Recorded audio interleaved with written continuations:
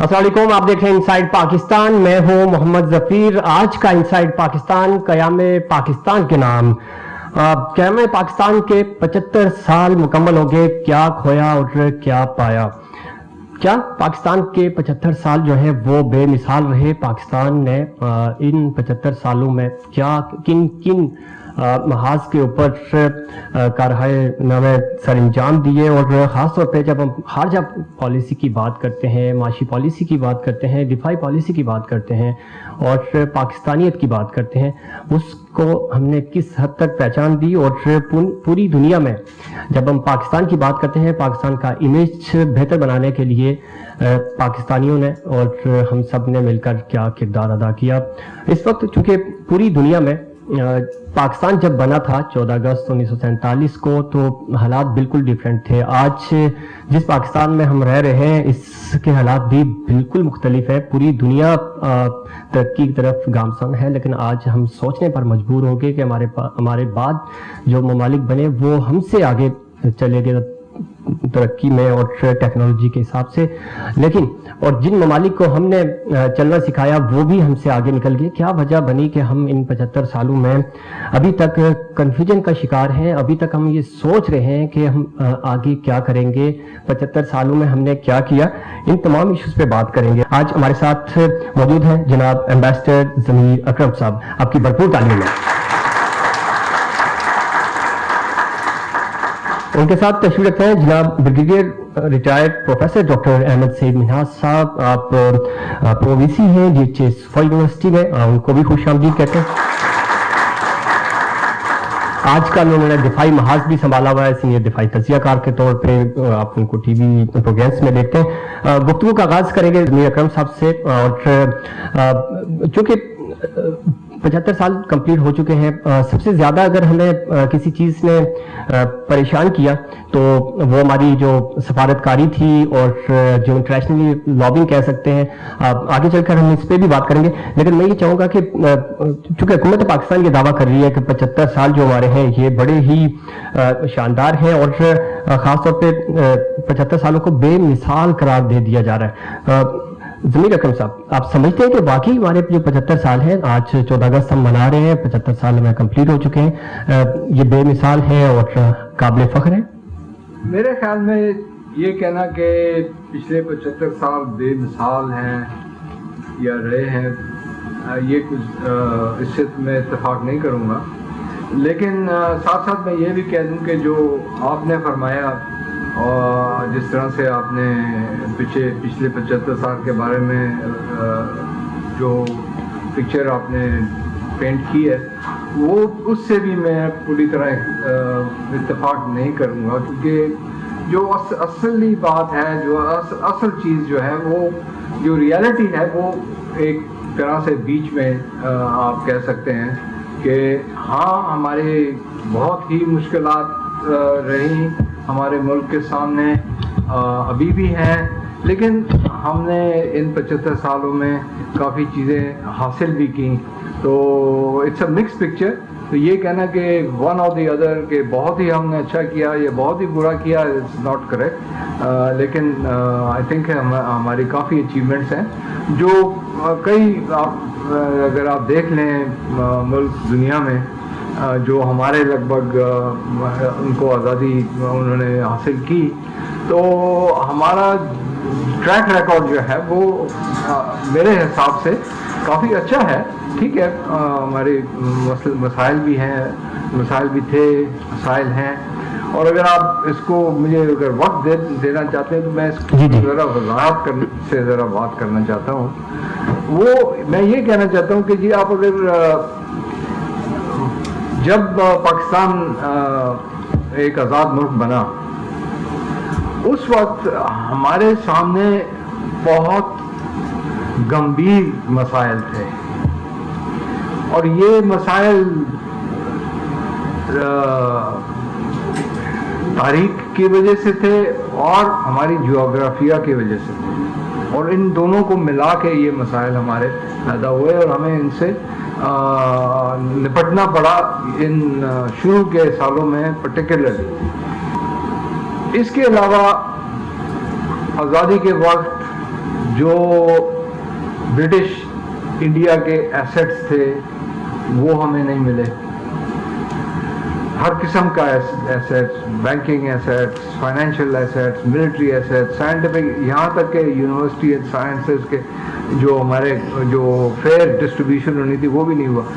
لیکن جو under line problem تھا، جو انڈر لائن جو مسئلہ تھا وہ یہ تھا کہ شروع سے ہندوستان کی لیڈرشپ اور ہندوستان کے عوام بھی، انہوں نے کبھی پاکستان کی وجود کو تسلیم نہیں کیا. یہ ایک سب سے بڑا آپ کو مسئلہ رہا ہے.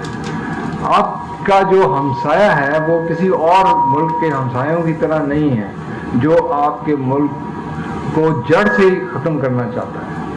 اور میں آپ کو وثوق سے کہہ سکتا ہوں، اپنے پرسنل ایکسپیرینس سے کہہ سکتا ہوں، کیونکہ میں نے 5.5 سال دہلی میں گزارے ہیں ہماری ایمبیسی میں.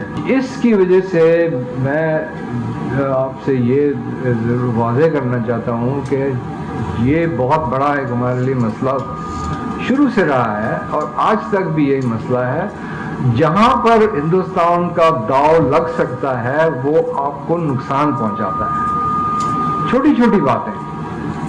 اب آپ کو یاد ہوگا پچھلے دنوں برکس گروپ جو ہے اس کی ایک ایکسٹینڈڈ میٹنگ ہوئی تھی ساؤتھ ایسٹ ایشین کنٹریز کے ساتھ، اور اس میں کیونکہ برکس کے جو ممبرز ہیں وہ کنسنسس سے اپنے فیصلے کرتے ہیں، تو پاکستان کو اس میٹنگ میں دعوت دینے کے لیے ہندوستان نے کہا کہ جی پاکستان کو تو ہم نہیں آنے دیں گے.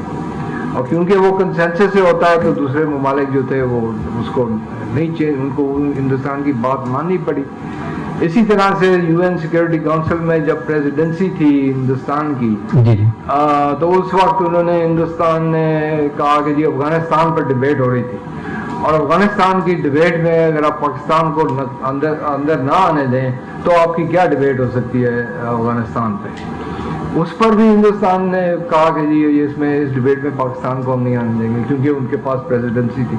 یہ چھوٹے چھوٹے سی چیزیں ہیں. تو اس میں سر آپ یہ سمجھتے کہ یہی وہ پوائنٹس ہیں جہاں پہ پاکستان پیچھے رہ گیا، لابنگ ہم نہیں کر سکے، ہم اپنے اسلامی ممالک کو بھی اس حد تک قائل نہیں کر سکے، شاید اس وجہ سے بھی کہ چونکہ ہماری اپنی اکانومی اتنی کمزور تھی، ملکی مفاد دوسرے ممالک کے زیادہ تگڑے تھے، اور سعودیہ اور یو اے ای اور مڈل ایسٹ اس کا جھکاؤ جو ہے وہ بھارت کی طرف ہو گیا، اور ہم سفارتی محاذ پہ یا لابنگ کہہ لیں آپ انٹرنیشنل امور پہ ہم پیچھے رہ گئے.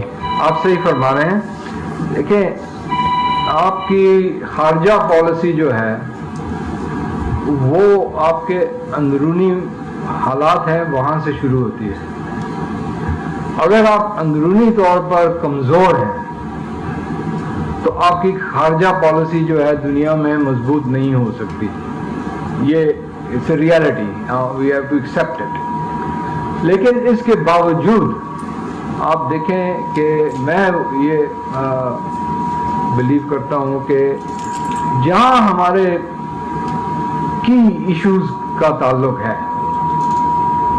ان چیزوں پہ ہم نے کمزور ملک ہونے کے باوجود ہم نے اس پر کوئی کمپرومائز نہیں کیا یا کوئی کسی طرح سے ہم نے پیچھے نہیں ہٹے ہیں.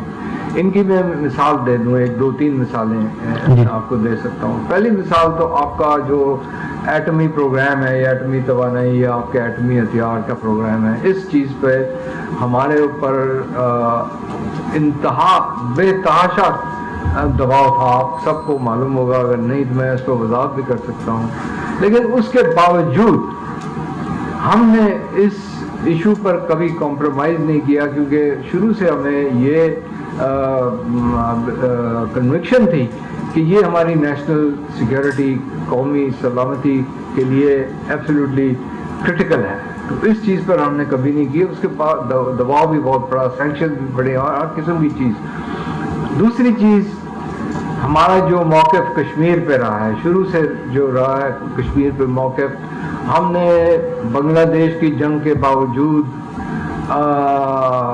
ایٹمی ہتھیار، ہندوستان کے ایٹمی ٹیسٹ کے باوجود، دوسری کئی مسائل جو تھے ان کے باوجود ہم نے کبھی بھی کشمیر کے موقف پر کبھی کمپرومائز نہیں کیا. ہندوستان نے خاص طور پہ یہ 2019 5 اگست 2019 میں جو اقدامات کیے ہیں، اس کے بعد جو کشمیری مقبوضہ کشمیر میں جو کشمیری ہندوستان کے حامی تھے، فاروق عبداللہ ہو گیا یا دوسرے محبوبہ مفتی اور دوسرے لوگ، وہ بھی ابھی ہندوستان سے ناراض بیٹھے ہیں. ان کئیوں کو تو انہوں نے جیل میں بھی ڈالا ہے.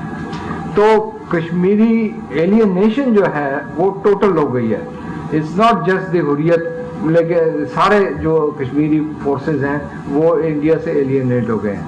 نمبر 3، کشمیر کی سٹیٹس کو چینج کرنے کی وجہ سے ہندوستان کا مسئلہ نہ صرف پاکستان سے بڑھ گیا ہے لیکن چین کے ساتھ بھی بڑھ گیا ہے. کیونکہ آپ کو جیسے معلوم ہوگا ہندوستان نے لداخ کا بھی سٹیٹس چینج کیا، اور لداخ جیسے آپ جانتے ہیں، لداخ اور جو علاقہ ہے لداخ کا وہ ہندوستان اور چین کے درمیان اس پر ڈسپیوٹ ہے.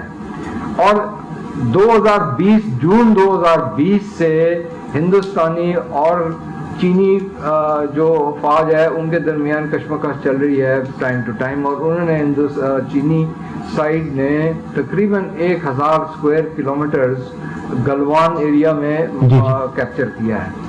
تو اس کے وجہ سے اب ہندوستان کی جو فوجیں ہیں ان کو پاکستان کا سامنا کرنا پڑ رہا ہے لائن آف کنٹرول پہ، اور چین کی فوجیں جو ہیں ان کا سامنا کرنا پڑ رہا ہے لائن آف ایکچوئل کنٹرول پہ. تو یہ 2 فرنٹ سچویشن ان کے لیے بن گئی ہے. تو یہ سارا جو ہے نا، اس کی وجہ سے میں یہ یقین سے کہہ سکتا ہوں کہ India has already last the Kashmiri people. بالکل ٹھیک کہہ رہے ہیں. میں چاہوں گا کہ اس پہ میں مزید اب سے بات بھی کروں، اور خاص طور پہ ہندوتوا اور کھنڈ بھارت کی جو بات ہو رہی تھی، افغانستان کا جو کردار رہا، افغانستان میں جو بھارت کا کردار رہا اسپیشلی، اس کے اوپر بھی میں کیونکہ آپ کا پوائنٹ آف ویو لوں گا. لیکن ناظرین یہاں وقت ہوا ہے کہ کمرشل بریک کے بعد دوبارہ حاضر ہوں گے. ضمیر اکرم صاحب ہمارے ساتھ بدستور موجود ہوں گے، اور وہ ہمیں بتائیں گے کہ پاکستان کے جو 75 سال ہیں وہ کیسے رہے سفارتی محاذ پر. ہمارے ساتھ رہیے گا.